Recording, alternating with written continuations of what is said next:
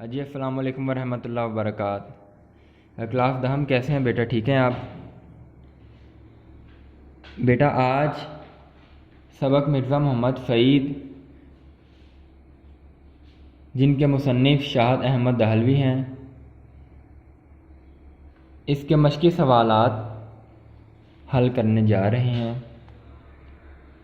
برائے کرم ان سوالات کو توجہ سے یاد بھی کیجیے گا اور یاد کرنے کے بعد لکھیے گا بھی، کیونکہ 10 نمبر کا حصہ سوالات کے جوابات پر مشتمل ہوتا ہے۔ معمولی سی غلطی پر چیکر 1 نمبر آدھا نمبر کسی نہ کسی سوال سے کاٹ لیتا ہے۔ تو آئیے آغاز کرتے ہیں۔ 15 جون 2020 بروز سوموار، مشقی سوالات۔ پہلا سوال ہے، مرزا محمد سعید کس لیے لکھتے تھے؟ جیسے کہ بیٹا آپ نے حصہ نثر میں پڑھا ہے، مرزا محمد سعید بہت انا پرست اور خوددار شخصیت تھے۔ باوقار شخصیت ہونے کی بنیاد پر وہ اپنی شخصیت کو پیسوں کے ترازو میں نہیں تولتے تھے۔ ایک اچھے لکھاری تھے، مگر ایک اچھے لکھاری ہونے کے ساتھ ساتھ مرزا محمد سعید ایک خوددار شخص بھی تھے۔ چلیں، یہ تو تھا ان کی خودداری پر ایک مختصر سا بیان۔ اس کا جواب ہم کچھ اس نوعیت سے لکھیں گے۔ سوال تھا مرزا محمد سعید کس لیے لکھتے تھے؟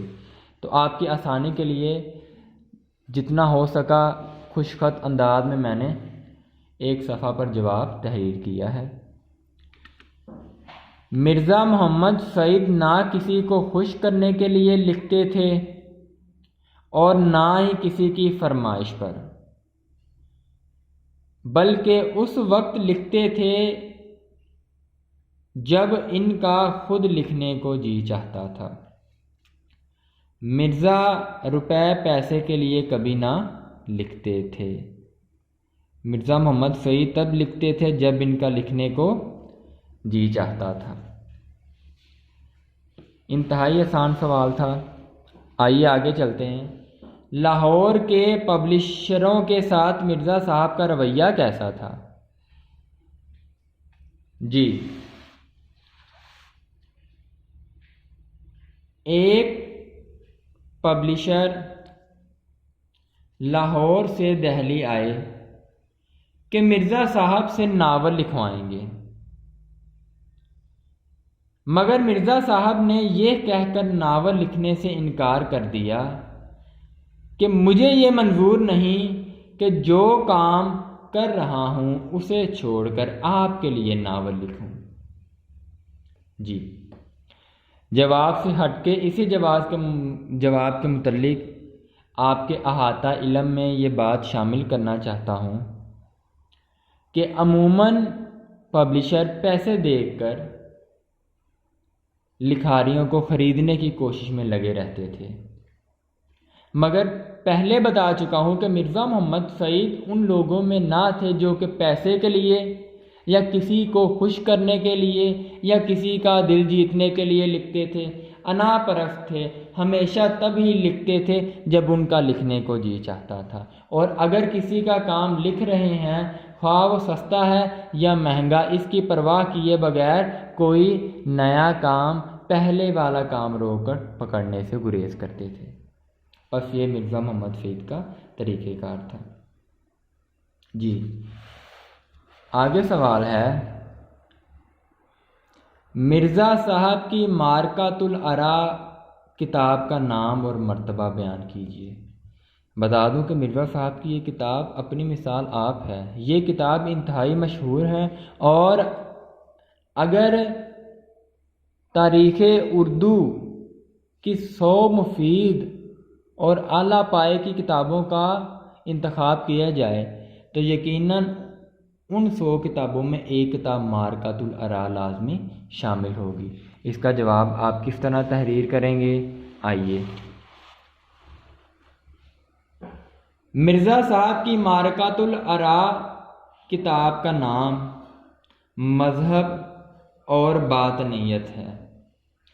یہ کتاب مرزا صاحب کا ایک ایسا علمی کارنامہ ہے کہ اردو کی اگر 100 عمدہ کتابیں چھانٹی جائیں تو ان میں مرزا صاحب کی معرکۃ الآراء کتاب یعنی مذہب اور باطنیت کو ضرور شامل کرنا پڑے گا۔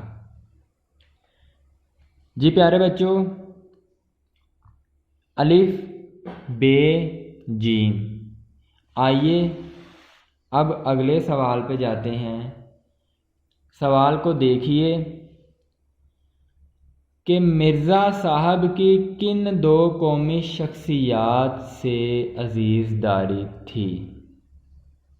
تو اس کا جواب بھی میں آپ کی آسانی کے لیے ایک صفحہ پر لکھ چکا ہوں۔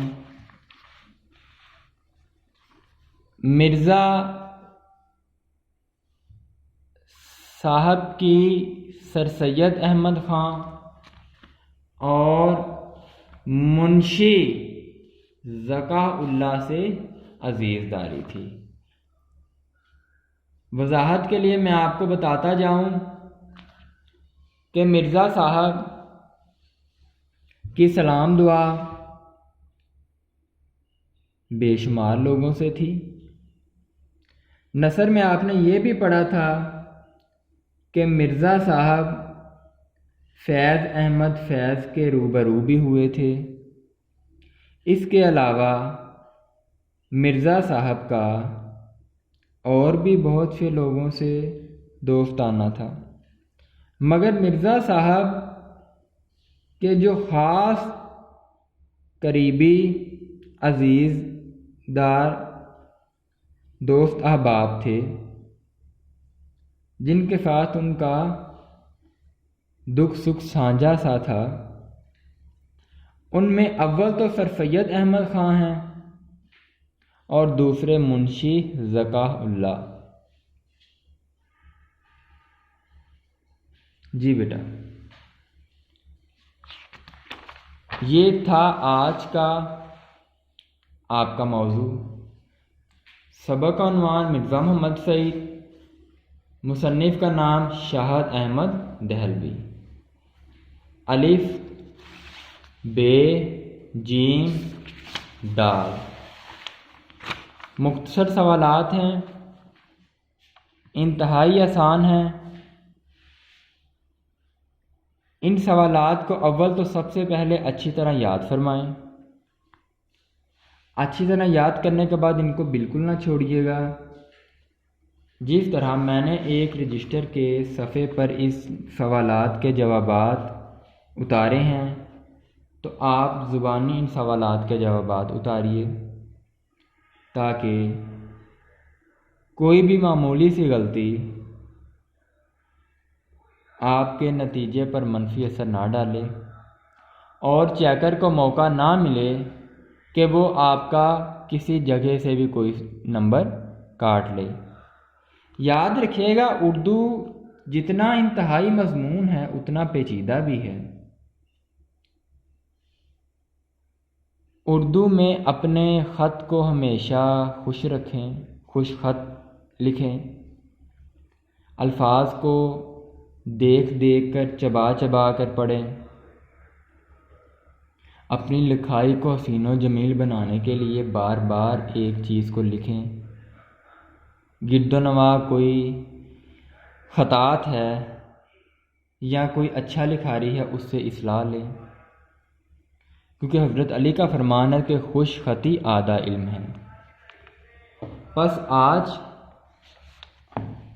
ہم نے الف بے جیم دال 4 سوالات کے جوابات کیے، ان کو اچھی طرح یاد کیجیے گا اور ان کو ایک دفعہ لکھیے گا ضرور۔ میں محمد رمضان آپ سے اجازت چاہتا ہوں۔ انشاءاللہ کل 16 جون 2020 کو دوبارہ ملاقات ہوگی، اس سے آگے اپنا کام جاری کریں گے۔ السلام علیکم ورحمۃ اللہ وبرکاتہ۔